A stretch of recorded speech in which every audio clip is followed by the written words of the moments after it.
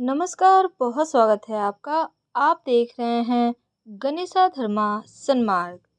मकर राशि वालों, आपके ऊपर अभी तो साढ़े सात ही चल रही है उतरती हुई, लेकिन 29 मार्च 2025 को शनिदेव जब गोचर करेंगे मीन राशि में, तो आपकी साढ़े साती समाप्त हो जाएगी। लेकिन 29 मार्च 2025 से 23 फरवरी 2028 तक का जो वक्त होगा, यानी जब शनिदेव मीन राशि में रहेंगे, लगभग 1061 यानी 61 दिन का जो वक्त है, शनिदेव मीन राशि में गोचर करेंगे, लगभग 2.5 साल। अब देखिए, इसी बीच 2027 में शनिदेव वक्री अवस्था में आएंगे, यानी 3 जून 2027 से 20 अक्टूबर 2027 के मध्य वो कुंभ राशि में वक्री अवस्था में रहेंगे।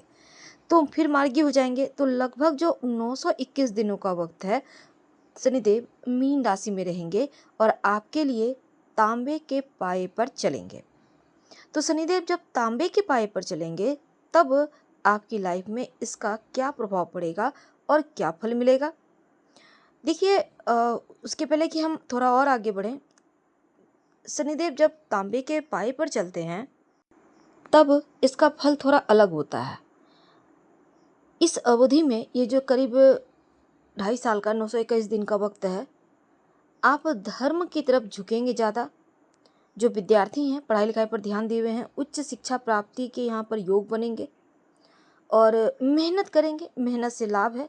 खासकर व्यापारी भाइयों को खूब वृद्धि होगा। आपका साहस पराक्रम बढ़ेगा। अपने शत्रुओं को पराजित करने में आपको सफलता मिलेगी।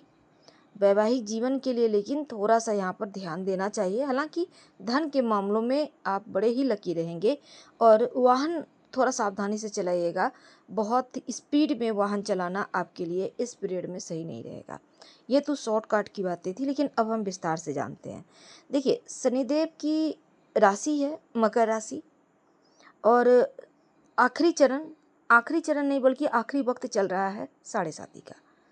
शनिदेव अभी वर्तमान में आपके लिए, जैसे कि शनिदेव जब 12वें भाव में आते हैं, तब साढ़े साती की शुरुआत होती है। तो 12वां भाव में जब थे, तब से साढ़े साती शुरू हुई है और सामान्य तौर पर ये साढ़े साती मानसिक परेशानी तो देती है, आर्थिक इस मुश्किलें भी आपको करवाती है। तो शनिदेव 3 भावों से होकर गुजरते हुए आपके, जैसे कि 5वें भाव को छोड़कर सारे भावों को प्रभावित कर जाते हैं। तो अब देखिए, शनि जब चौथे भाव से गुजरते हैं, तो आपके चंद्रमा से तो आपको शनि की ढैया लग जाती है। और शनि का एक और तरीका है फल ज्ञात करने का, कि शनिदेव तीसरे भाव में आएंगे आपके, तो मकर राशि के ऊपर तांबे का पाया बनेगा। क्योंकि ये जो 25 मार्च 2000 अगर हम बात करें 29 मार्च 2025 से लेकर आपके पास शनिदेव जैसे ही चेंज करेंगे, राशि परिवर्तन करेंगे, तो आपके ऊपर अभी तक वो चांदी के पाए पे चल रहे थे।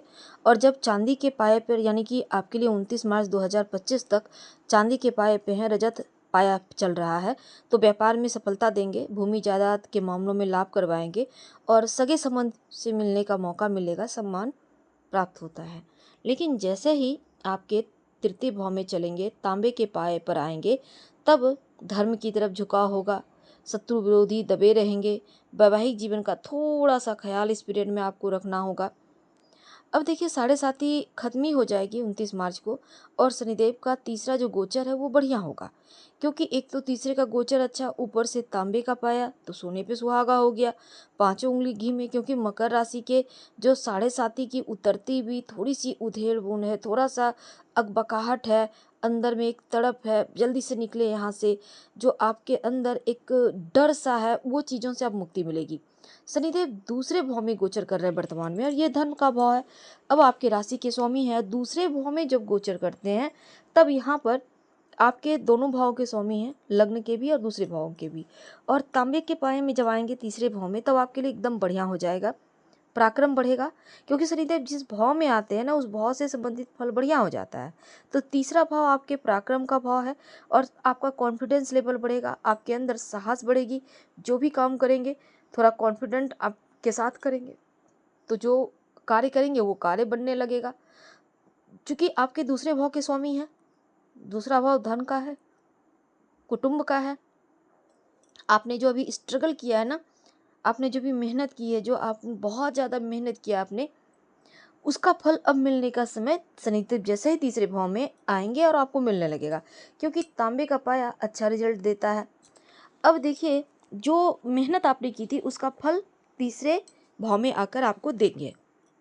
दूसरी बात, दूसरा भाव जो है कुटुंब का है। अब कुटुंब यानी आपके जो करीबी हैं, रिश्तेदार हैं, उनसे अच्छी खबर मिलेगी। धन तो बढ़ेगा ही, धन देंगे शनिदेव, क्योंकि धन भाव दूसरे भाव के स्वामी भी हैं, लग्न के भी स्वामी हैं, तीसरे भाव में चल रहे हैं, तो धन में वृद्धि करवाएंगे। आपका कॉन्फिडेंट लेवल बढ़ेगा, अपनों से बढ़िया समाचार मिलेगा। मानसिक जो मुश्किलें थी, चिंताएं थी, वो कम हो जाएंगी। माँ के स्वास्थ्य को जो लेकर जो टेंशन थी, जो चिंताएं थी, उनके स्वास्थ्य में परेशानी थी, जैसा कि साढ़े साथी में होता है, माता पिता को कष्ट होता है, जीवन साथी को कष्ट होता है, उनके स्वास्थ्य में आपको परेशानी होती है, स्वास्थ्य में, रिश्तों में दूरियां आती है, तो अब यहाँ पर ये चीज़ें आपकी बेहतर होंगी। और अगर हम इनकम की बात करें तो आय बढ़ेगा, धन आएगा, आपका रुका हुआ फंसा हुआ धन मिलेगा, और एकदम से आपको लगेगा सब कुछ धीरे धीरे बेहतर होते जा रहा है, क्योंकि यहाँ पर से अष्टम भाव पर शनिदेव की दृष्टि है। अब शनिदेव 15 नवंबर 2024 को मार्गी होने जा रहे हैं, और इस भाव को जब वो दृष्टि देंगे तो प्रॉफिट तो होगा ही। सारी चीज़ें कहीं ना कहीं से जो निगेटिव चल रही थी वो अब पॉजिटिव रिजल्ट धीरे धीरे देना शुरू करेगा। लेकिन हम बात कर रहे हैं 921 दिनों की, तो शनिदेव यहाँ पर अच्छा फल करेंगे, और 29 मार्च 2025 से 23 फरवरी 2028 तक ये वक्त बढ़िया है।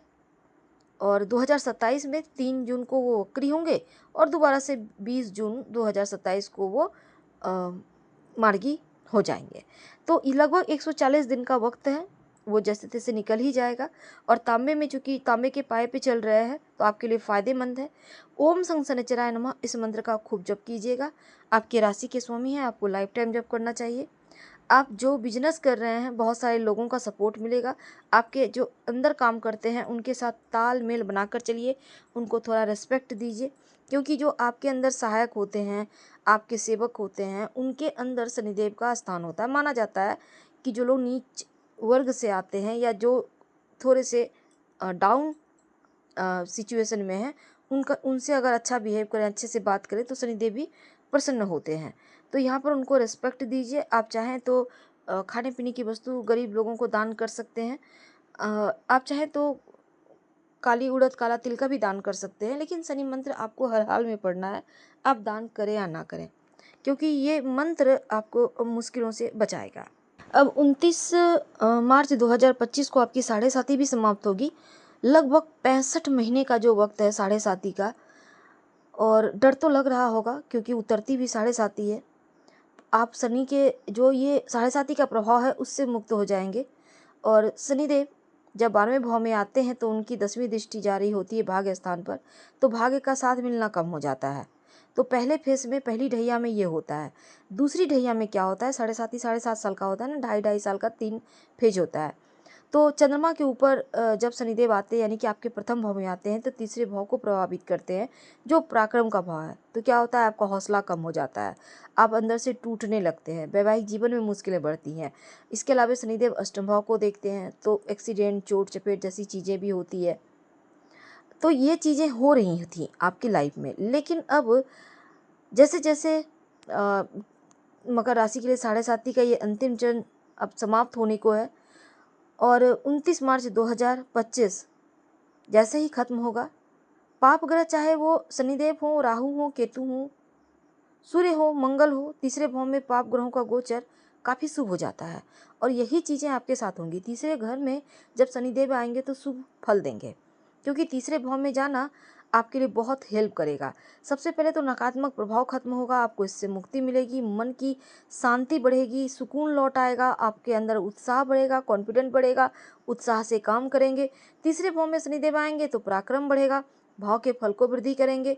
जो मुश्किलें चल रही थी, दिक्कतें चल रही थी, नौकरी में प्रमोशन अटका था, धन अटका था, वो द्वार खोलेंगे, इनकम के नए रास्ते खुलेंगे, आपके अंदर उत्साह आएगा, उत्साह के साथ कार्य करेंगे।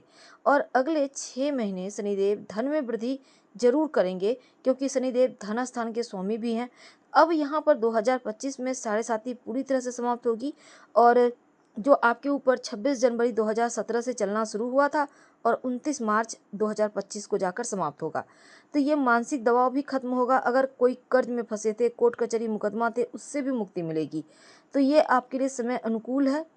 और अगर आपकी कुंडली में शनिदेव किस पोजीशन में है ये तो आप बेहतर जान पाएंगे, लेकिन अगर हम ज्योतिष की माने तो अगर मकर राशि के लिए शनिदेव लग्न, चौथे, सातवें, 10वें, केंद्र त्रिकोण में यानी 5वें, 9वें भाव या 11वें भाव में है तो आप नीलम धारण कर सकते हैं, आप इसका जांच करके।